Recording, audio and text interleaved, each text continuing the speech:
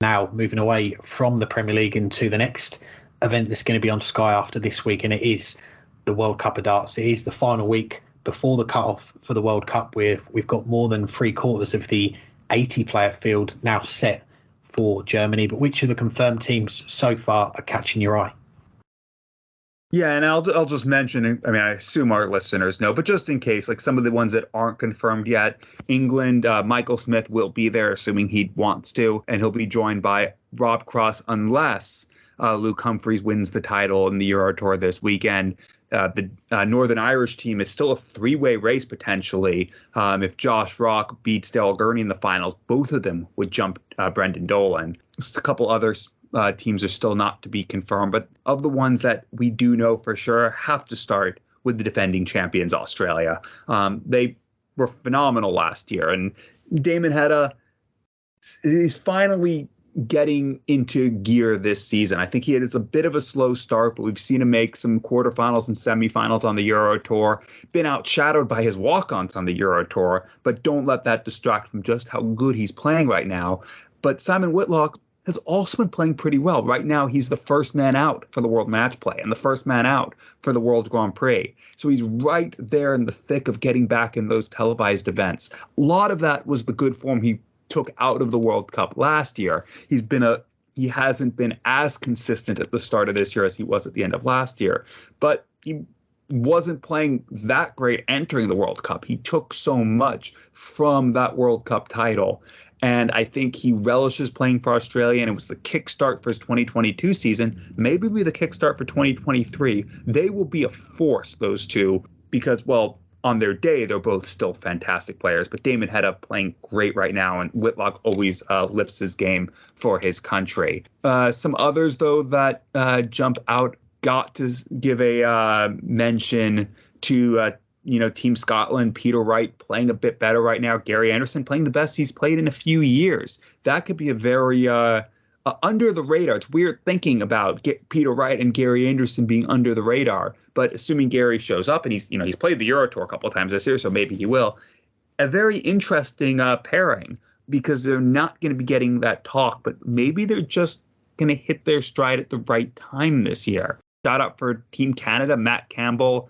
We don't talk about him that much, but he's a player who I do think he'll win a title, if not this year, then next year. He's very difficult, and when he's playing well, he is almost unbeatable. And it's not just a match. He can string together 4, 5, 6 good matches.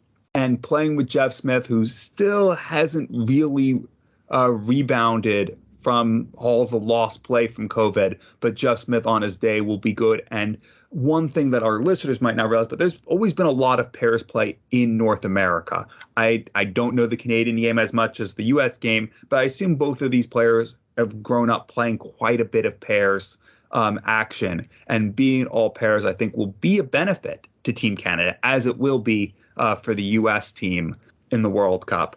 Do I want to say any others, or do I want to leave at least one team for you to talk about? I'll say one more. I'll go with the Filipino team. We haven't seen Christian Perez yet this year as he works on his visa, but he is a tour card holder. And, of course, Lawrence Ilagan, player who was always dangerous, and I do think we'll eventually see him have a breakthrough. Maybe he'll go to Q School one year. Maybe he'll win a few matches at the World Championships. But I think that's a really tricky pair, and it's a pair that if they come in playing hot, I don't just think they could win a match. I think they can go pretty far. I think they can make it to the final day, because both of them individually are very good players, and combined they'll be a very formidable team. Some good picks there, and at the time of recording, I think we're up to 29 of the 40 teams. We know the full 2-player lineup, and we've had a few rumours on some of the teams who the players are going to be, but nothing confirmed for those yet. And one of them is 99%, but we're until we get 100%, we don't want to go and say they're definitely going to be in the field. But you did mention a couple of the teams that we're going to know by the end of this week. The England team, who's going to partner Michael Smith. Is it going to be Rob Cross, who we had a Rob Cross appreciation minute at the weekend, him winning one of the Players' Championship titles on Saturday? Is it going to be him, or is it going to be Luke Humphries? And then, as you mentioned there, with the Northern Ireland team, it's going to be interesting to follow, and could be draw dependent, because if the draw comes out and Daryl Gurney's on the same half as Josh Rock, then Brendan's booking his flight. He hasn't got to worry about following any of those games. But I've got to say, there are a lot of teams which have caught the eye, and a few of them that you mentioned there, of course, the defending champions, Damon Heta, Simon Whitlock. I'm interested to see how they get on. And Peter Wright, Gary Anderson. And we understand it is going to be those two again. The PDC, they've not confirmed it, but earlier in the year, Gary did suggest in one of his interviews that he would accept an invite this year. Last year, he did step aside so that John Henderson could try and defend the title with Peter Wright. But this year, it seems like he's going to be involved again. And they've not played together, Peter and Gary, since 2019 when they won the title.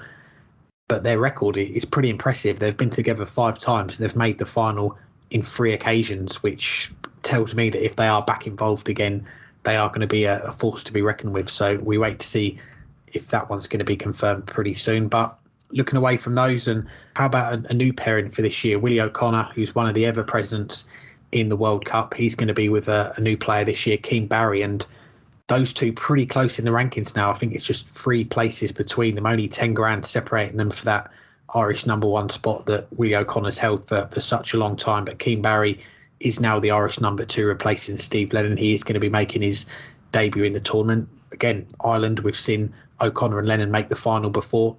They could be a potential dark horse this year, we'll see. And as we have gone up to 80 players in the field, we've gone up from 32 to 40 countries involved. I'm looking forward to seeing some of the new teams and some teams that we've not seen for a while. And last week on the show, Sudesh Fitzgerald, him winning that qualifier to get Guyana a debut in the tournament. You've also got Ukraine, Bahrain, Iceland, some of those teams that we don't know the lineup. India, they've not been involved since 2015. We've got Prakash Jiwa and Nitin Kumar. They've both been in world championships in the past. They're going to be teaming up. And one team that we've not had confirmed yet, but we're expecting it to be the players that are on that order of merit. And it's, again, another team that's back in the field, first time since 2014. And many people have wanted them involved for the last few years. And that's France. You've got Jacques Labre and Thibaut Tricol. If it's going to be those two, they could be a pair to watch out for as well.